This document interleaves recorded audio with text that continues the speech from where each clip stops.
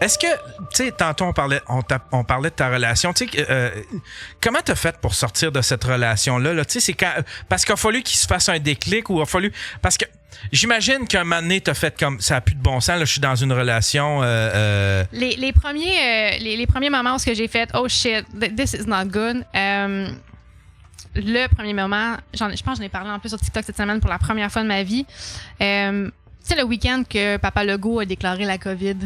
Ouais. Je pense que c'était un dimanche, là, un mars 2020. Ouais. Moi, ce week-end-là, ça faisait des semaines que j'avais loué un chalet à Saint-Denis de Brampton avec ma gang d'amis.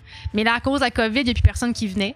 Le jeudi, je m'en vais me faire couper les cheveux. Puis, tu sais, je dis à ma coiffeuse, hey, c'est plate, j'ai loué un esti de beau chalet. Finalement, on joue avec moi pour mon mari, tu sais. Elle dit, ben, moi, je m'inviterais. Ben, viens, t'as ma girl, comme pour vrai. Elle dit, je vais venir vous rejoindre le samedi soir. Puis, non. Fait que, pour vrai, ça allait vraiment bien.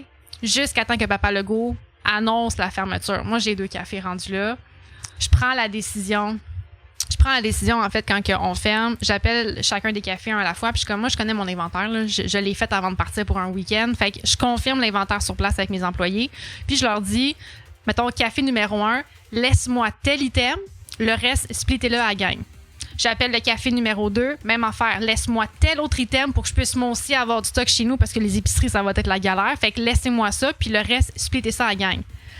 La coche que mon ex-mari me pétait, là. Ma chum est là. Parce que tu donnais du matériel, tu donnais des choses de ma business, mais que j'aurais dû donner à son ex-femme, à ses enfants, à sa mère, à la famille, à lui, avant de le donner aux employés qui ont travaillé pour ma business. Cette engueulade-là, elle m'a fendue. J'étais honteuse parce que ma chum de fille avait été présente, puis elle, de se pousser dans le plus profond du chalet puis faire comme, je ne veux pas être témoin de ça. I don't want to be there, I don't want to see this. Puis au final, ça a été, je pense, le premier élément où même si on s'engueulait souvent avant, ça, je l'ai vraiment mal vécu. Durant l'été, je me suis inscrite à l'université pour faire mon certificat en droit. Quand j'étais petite, je rêvais d'être avocate. Hey, tu m'as tellement aidée, merci. De bons conseils, c'est incroyable de les voir TikTok. Hey, non, mais pour vrai, je suis le... Appelez-moi pas Mégane, là. Non, mais je veux dire, tu sans parler à travers ton chapeau, tu connais des choses et tu... Je vais guider. Je guide, puis je vais tout le temps finir mes phrases en disant « Va payer un avocat qui est spécialisé dans son domaine parce que risque que je suis pas certifiée, moi, dans cette vie. » Mais tu sais, j'ai quand même un petit background, mais ça pour dire que j'ai tout le temps voulu être avocate. Puis quand je me suis inscrite à l'Université Laval, tout le monde était content pour moi. J'ai fait un petit party rassembleur COVID, 2 mètres de distance dans un bar à Longueuil. Puis tout le monde était là, tout le monde était content. Puis mon ex-mari, lui, était au fin fond de la salle sur une chaise dans le noir, avec son téléphone, puis il boudait. Parce que c'était tes amis, puis c'était comme... C'était mon moment de glamour, genre. Ah. Ouais, puis après ça, là, j'ai commencé l'université. J'avais loué pour notre anniversaire de mariage un chalet. Un chalet, mettons, pendant 4-5 jours. Mais j'étais en mi-session. J'ai full travaux à rendre. C'était pas prévu. Quand j'ai loué le chalet, j'avais pas eu mon acceptation à l'université. Je ne savais pas que ça allait tomber dans ces dates-là. I was clueless. Puis au final, est-ce qu'on s'est pogné parce qu'il y avait pas autant de sexe qu'il voulait, parce que là, j'étais trop souvent dans mes devoirs, parce que là, je donne pas assez de temps de qualité. Puis j'étais comme, je peux être là, mais j'ai besoin de temps pour faire mes études. Puis ça le frustrait vraiment beaucoup. Puis là, on revient dans le concept qu'on est aussi en période de COVID. Fait que ça ouvre, ça ferme. Mes cafés ouvrent, ferment, ça va vraiment pas. Il y a le stress. Puis là, il y a le couvre-feu, un moment donné, qui embarque au travers ça. Puis c'est justement avec ma bonne amie Chloé. Oh mon Dieu, je m'excuse. Moi? Boé. Ma chum Boé puis mon autre employé Minou, que les deux, justement, on se voyait souvent au café en cachette. C'est super illégal, là, parce qu'il y avait couvre-feu puis tout. C'est à force de discuter avec ces filles-là qu'à un moment donné, on fait, tu sais, nous, on a été témoins des choses. On sait que ça va pas nécessairement bien. Puis moi, j'étais pognée parce que je me disais, là, COVID, appartement, tout, je peux pas m'en sortir. Puis les deux, ils ont fait, s'il y a de quoi, tu sais, you have a safe spot, là. Il y en a pas de problème. On va s'organiser, tu sais. Ces gens-là, ces gars-là, à qui on a donné notre vie, sont pas heureux de notre succès. Oh, jamais. Jamais.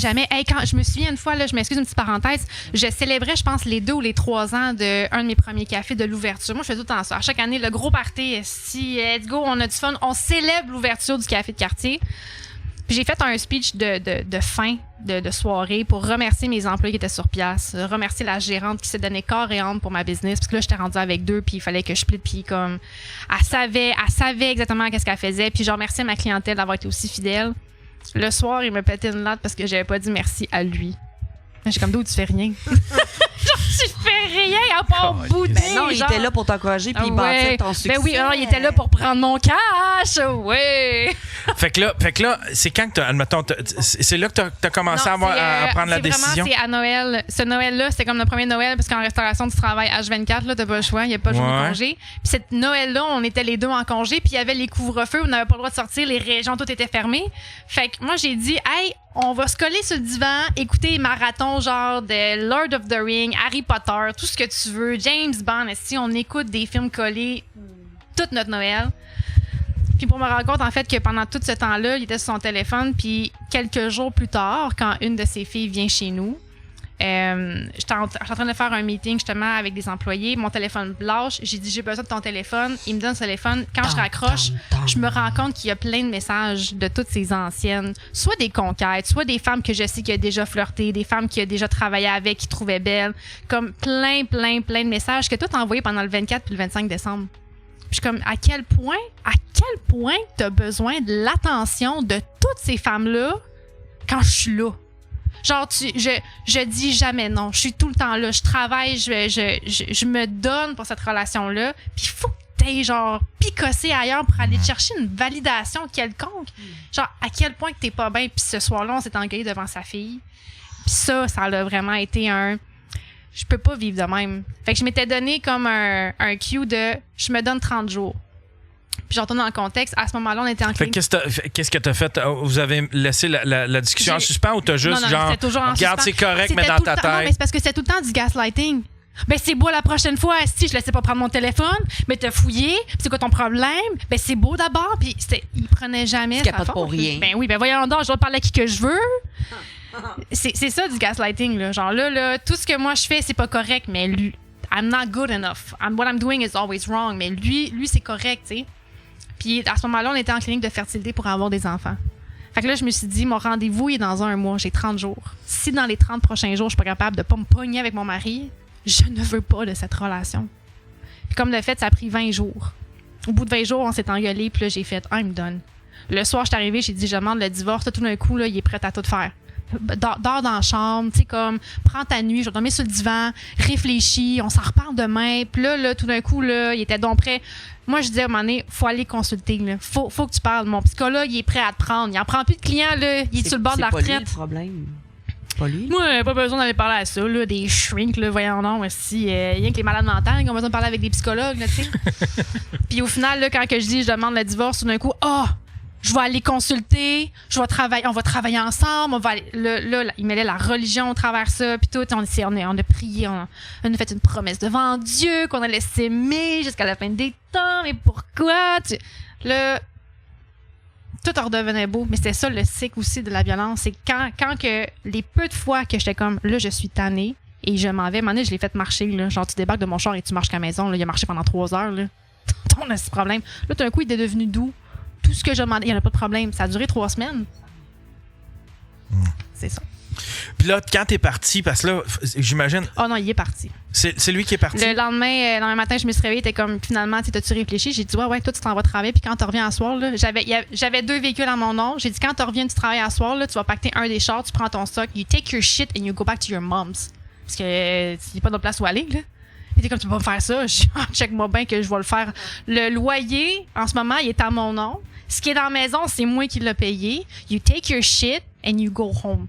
Genre, tu t'en vas chez ta mère, c'est fall ball. Je ne reviendrai pas sur ma décision. Puis ça a été vraiment difficile de me grinder là-dessus les jours qui en ont suivi. Parce que là, des petits messages, des petits coups de fil, des messages vocaux. Tellement à terre que tu penses que tu peux pas avoir mieux. Comment tu vas faire? Parce qu'ils te mettent dans la tête que... T'es rien sans moi. Qu'est-ce que je vais faire tout seul, moi? Fait que ça rumine. Ouais, puis tu penses que c'est ça que tu mérites. Fait que tu fais comme, je devrais m'accommoder de ça, c'est ça que je mérite. Penses-tu vraiment qu'il y a un autre homme qui va accepter que tu travailles autant? Ouais, c'est ça. On a la maison, on a si c'était bien, t'as un voyage par année. Ouais. Tu t'en viens même à penser que l'autre, Chris, il est comme 2 braquettes au-dessus de toi dans la ligue. Je sais pas si tu comprends. Là, tu fais comme, je devrais même être chanceux de... I was beneath him. Ouais. Ça, là, c'est des mots qu'il me dit qui me résonnent encore. You're beneath me. Je suis comme, je peux pas. Soumission, domination. Ouais. Thank you so much. You give me everything. Oui. Fait que ça a-tu été un shit show à te séparer? Ah, ça a été l'enfer. Ah ouais? L'enfer. Après ça, il y avait les couvre-feux là, de 8h le soir jusqu'à 5h du matin. Ah ouais, c'est ça, parce que tout ça, ça s'est fait pendant le style de COVID. C'était de l'hostie de merde. Merci, Papa Legault. C'était super apprécié de ta part. Parce que moi, ça a changé ma vie. Mais, ouais, non, c'est ça. Fait que là, à 5h20, 5h40, mettons, là, il passait en avant de chez nous, puis comment je m'en rendais compte, on avait encore nos iPhones de connectés, fait que j'avais encore accès à sa localisation. Fait que je le voyais qui passait en avant de chez nous. Genre, pour vrai, il m'a fait vivre un calvaire, il me laissait des notes, il harcelait ma femme. Il appelait ma grand-mère. Ouais, écoute, j'essaie vraiment fort, puis je sais plus quoi faire. Je pense qu'elle va se suicider, là. Je pense qu'elle file vraiment pas, là. Puis là, ma grand-mère, elle m'appelle. Ah non! Oui. Tu sais, le syndrome du sauveur, là, de comme là, elle file pas, là, parce que je suis plus là, elle a pas réfléchi, là, aux conséquences, là, elle va avoir besoin de moi. C'est ça. Ça l'a été ça, mon après.